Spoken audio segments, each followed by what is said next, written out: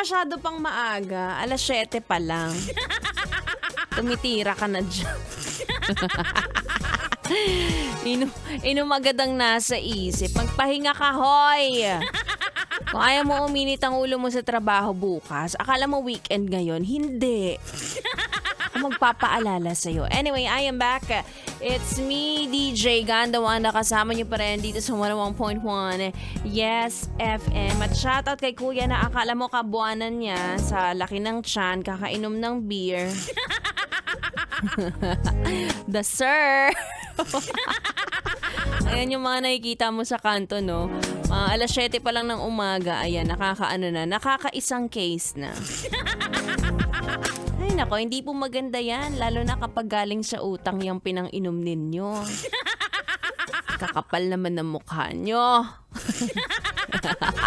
Okay lang siguro kung libre pa ng kaibigan, 'di ba? Pero kung yung tipong mangungutang ka para lang sumakit ang ulo mo kinabukasan, hindi ko maintindihan.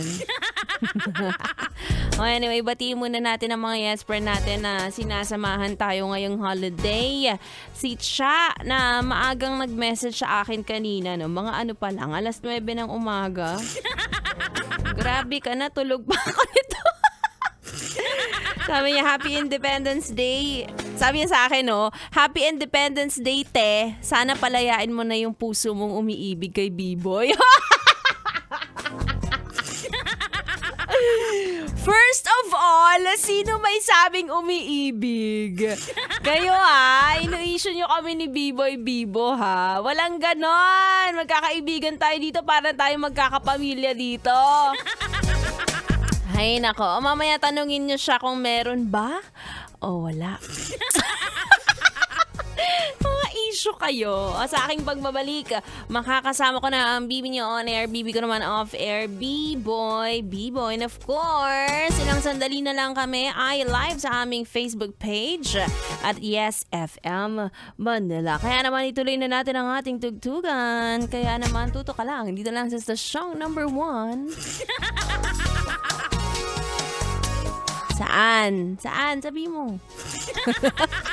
Sa Kalokohan, 101.1 Yes FM. 101.1 Yes FM.